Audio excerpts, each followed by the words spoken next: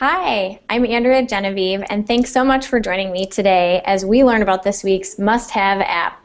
This is a new series we're launching here at RackSpace to highlight innovative apps that are part of either the RackSpace Startup Program or partners that are paving the path to a future in the cloud. I invite you to join us each week on the RackSpace blog, our Facebook page, our Google Plus community, and on Twitter as we sit down with startup founders and app developers to learn more. This week, I'm excited to introduce Dr. Chrono, and today we're talking to the founder, Michael Nusimow. Hi, Michael. How are you doing? I'm good. Thank you, Andrea. So tell us about yourself. Who are you, and what do you do? So I'm Michael Nusimow. I'm the CEO and one of the co-founders of drchrono. My other co-founder is Daniel Kivitinos, who's the Chief Operating Officer of drchrono. What drchrono does is provide a patient care platform primarily focused on the iPad and iPhone to help connect doctors and patients. And our most popular app is the drchrono iPad-based electronic health record and EHR, EMR, electronic medical records. They're kind of interchangeable terms. And what that does is everything a doctor needs to do when he's at the point of care treating a patient is available on the drchrono EHR.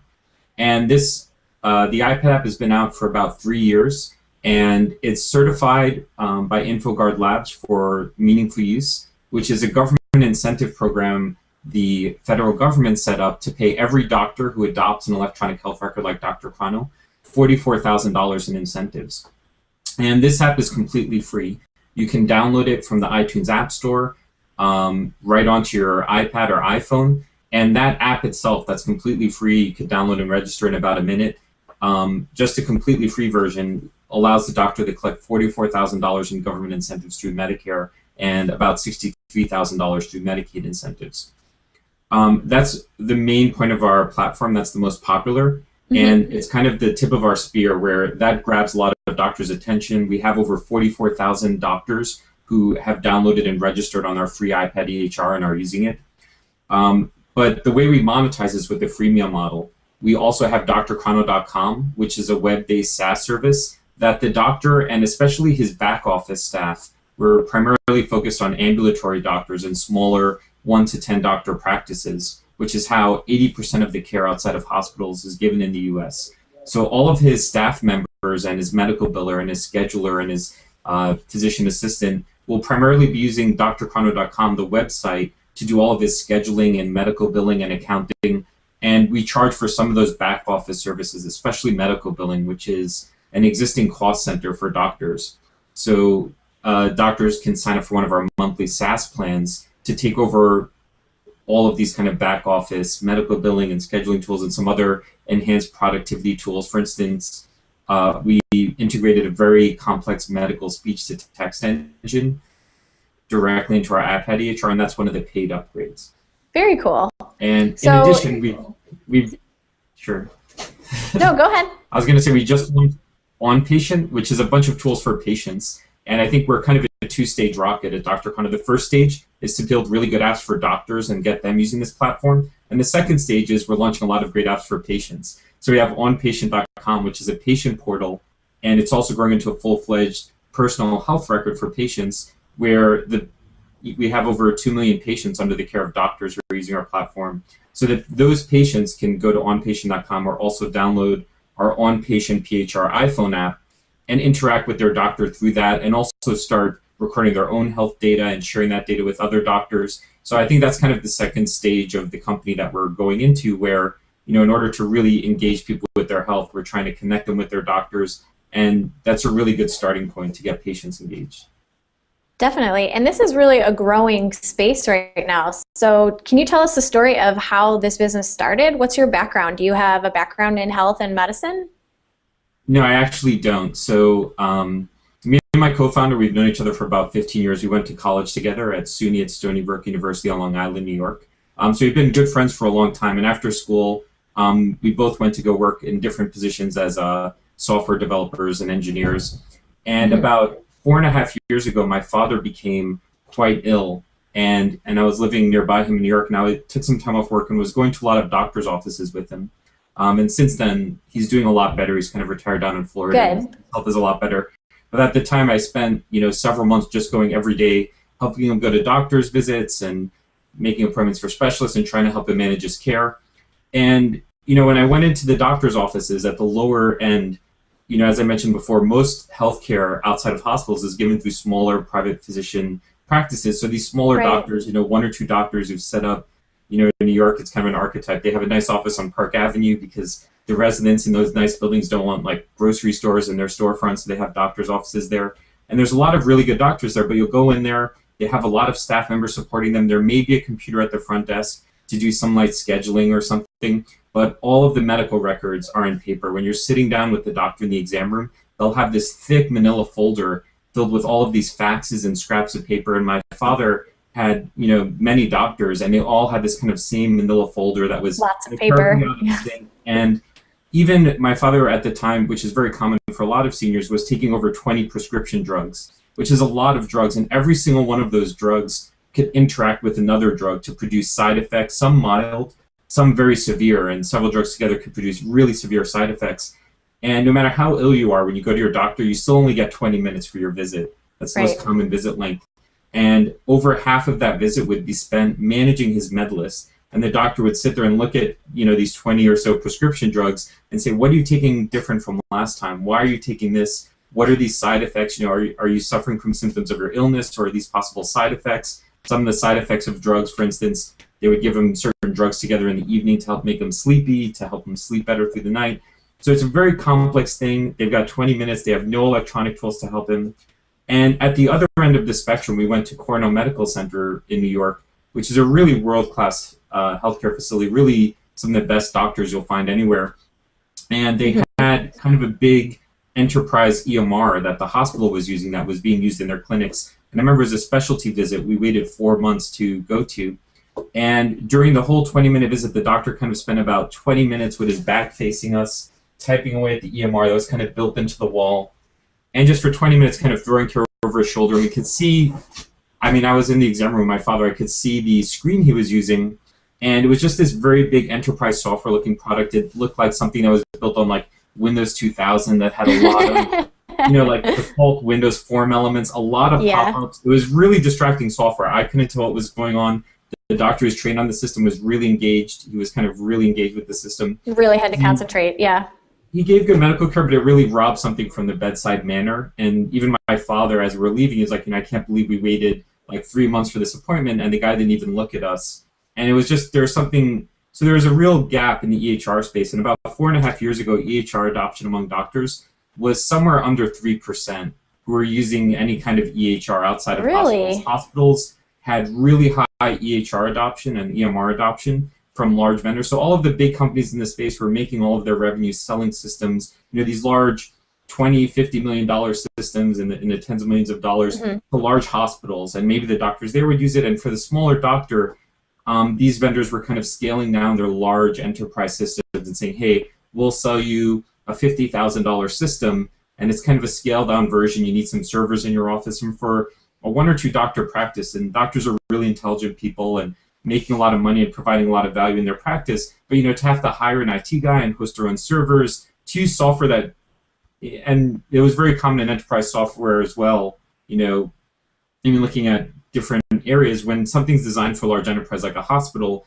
the doctors and patients are not always the first in mind. They really think about the security and inventory needs and kind of capacity needs of the hospital, and they really kind of ignored the individual doctor-patient interaction. So the software wasn't even very good, and so that's kind of what inspired me to get into healthcare. And we started working on drchrono, and I recruited Dan, who was a really good friend of mine from college. And we really just started working, going to these small doctors' offices and seeing, what kind of software could we deliver to help improve that. And we started with web-based tools to help doctors communicate with their patients better.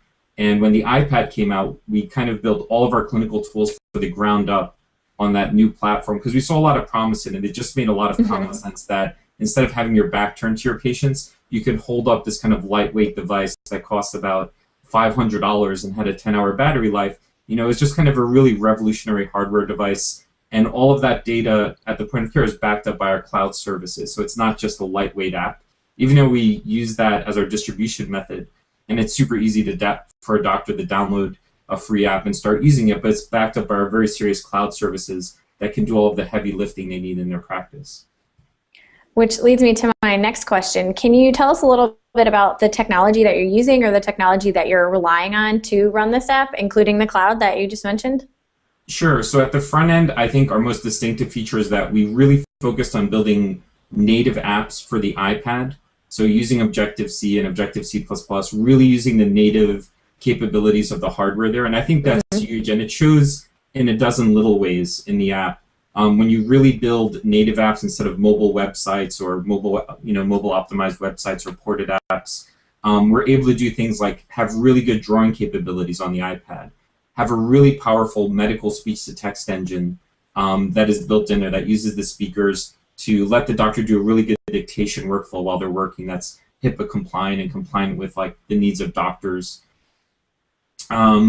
Even just being able to use the geolocation and other things on the device. There's like a dozen little ways that you can make it really powerful. When a doctor is going to send a prescription to a pharmacy for a patient, we can geolocate where the doctor is and natively use the Maps interface on the device. And even when they're sending a patient to go get a lab draw, just being able to do that to show the patient, turn your iPad around and show the patient where they're going on the map. Do you mean this pharmacy? Oh no, the other CVS on El Camino. It's like, okay. The little things like that make a difference, and it's a dozen little things that add up. And all of that's backed by our cloud services, which we host on RackSpace. And it's been really valuable for us, especially as we've seen explosive growth in the last year. Especially, it's been really valuable for us to be able to scale up our servers there. So we use a Python and Django web stack with MySQL, and it's really valuable to be able to scale that up on the cloud and kind of back up every time a doctor is doing something on the iPad. It's all getting synced and stored on our web servers. And what other RackSpace products are you currently using to host your app? So we use RackSpace Cloud servers for all of our servers. We also use the load balancers to help balance our web traffic. And we also use cloud files to store some encrypted backup data for long-term storage. Very cool. So can you tell us then, has the cloud really changed the way that you've developed this app or the way that you've built the business? How has it affected your company? I think it's, well, kind of from our start, we were always developing in the cloud. And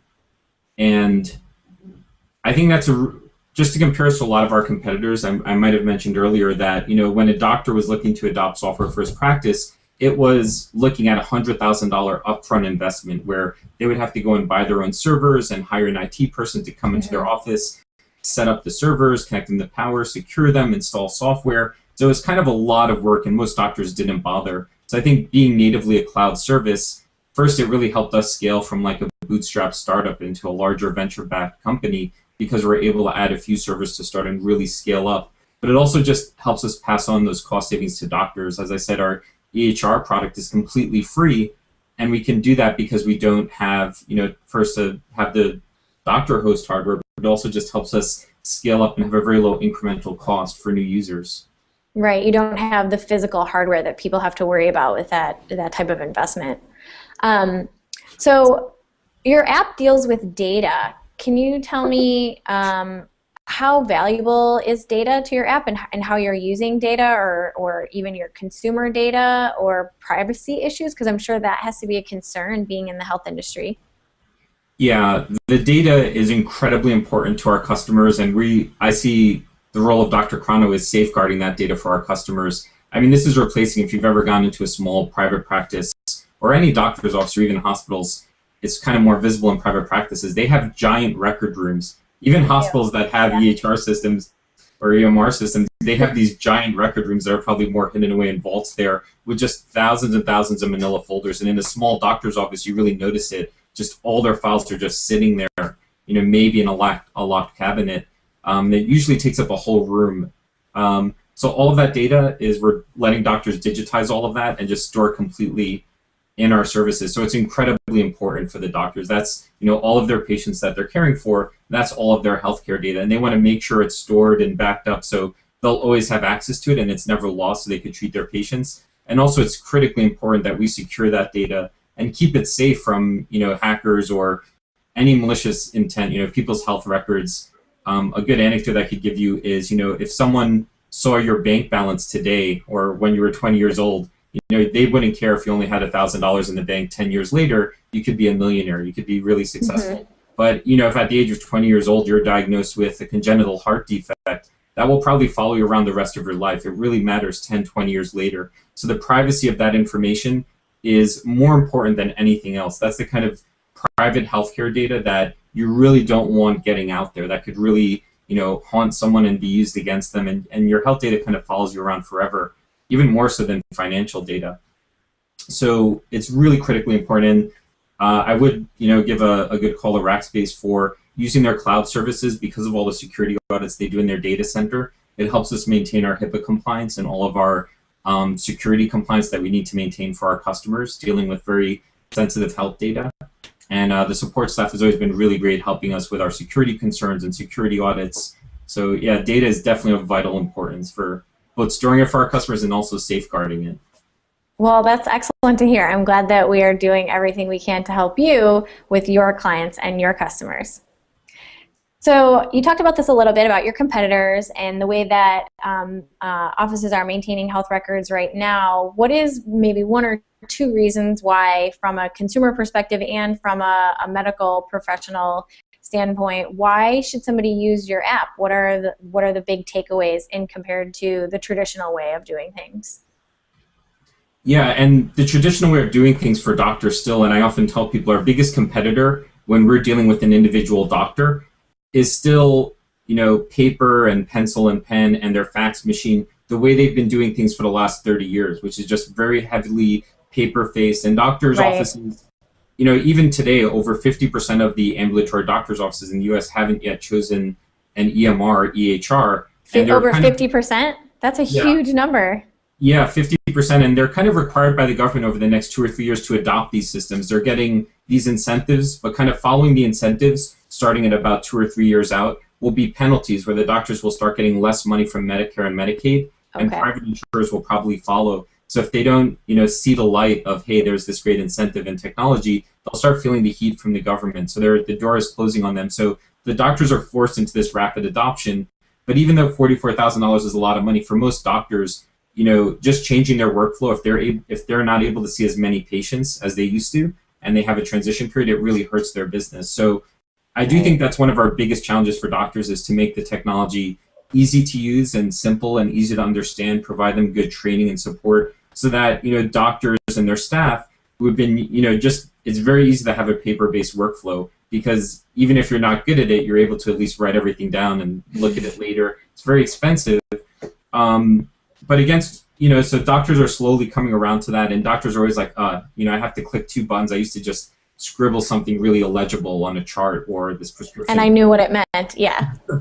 And versus our other digital competitors, there's other companies offering medical records, especially looking at these kind of large legacy hospital vendors, I think we have 2 really big edges on them. One is our focus on mobile, being able to build from the ground up on the iPad. It's really just a superior way for a doctor to interact with their patient. I don't want my doctor to be really confused and tied up on their computer with their back facing me or my family member. I want them to have something that's not getting in their way, that's very lightweight, that they won't just be totally absorbed by a computer program while they're caring for me or a family member. And also our ability to scale up on the cloud and offer our service for free to so many users, I think is a huge edge. It's really helping us acquire users at an exponentially faster pace than our competitors, and we're really outstripping some of our competitors who've been around for decades in growth because of this kind of more dynamic model where we give a lot of value for free to users up front, and also the mobile platform is just a lot sexier to doctors. They hate adopting and changing, but they love using mobile technology, and it just makes them look like better doctors in the eyes of their patients. I'm really happy to hear from one of our doctors who's using our platform that they're proud to use it because it makes their patient feel like they're a better doctor. If your doctor's they're trusted, yeah, they just look like they're a little smarter and more mobile and dynamic. And you want, your doctors want their patients to listen to them and comply with their, health advice. Recommendations, yeah, exactly. So if I sit down with you a year from now, how do you hope your story will evolve? What are your goals moving forward for the next year for Dr. Chrono? That's a really good question. I think our main focus is on growth. Like I said, about 50% of the market is kind of this blue ocean market where doctors have not yet chosen the system. They're kind of waiting and seeing how their colleagues, how the main industry is kind of shaking out. So it's kind of a very rapid adoption for doctors as a whole. So really our focus is like how much of that blue ocean market can we grab? How many more doctors can we onboard and make successful in our platform? And we're pushing this year to have 20% month-over-month growth in our user base. And it's really a great challenge that I feel we're up for. And this is really an exciting time because these doctors are kind of they're kind of forced to choose a system, and I think we're offering them the best system on the market that will really help them make their businesses more successful, make more revenue as a practice, and also treat their patients better. Mm-hmm. And we wish you luck in that journey, and I hope it happens over the next year. Thank you.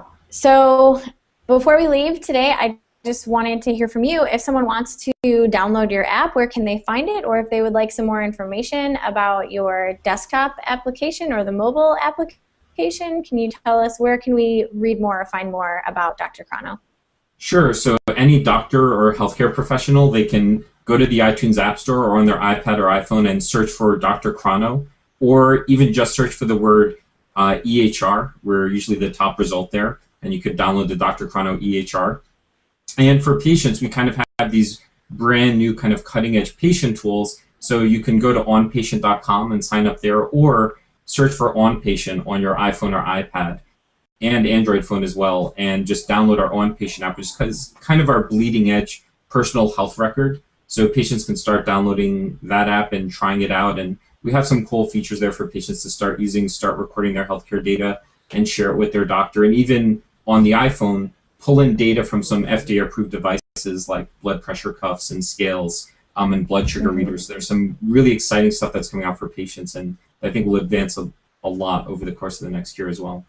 Well, I hope you do. And like I said, I wish you luck. And if we sit down with you next year, I bet I will hear lots of strides happening in your area of the health world.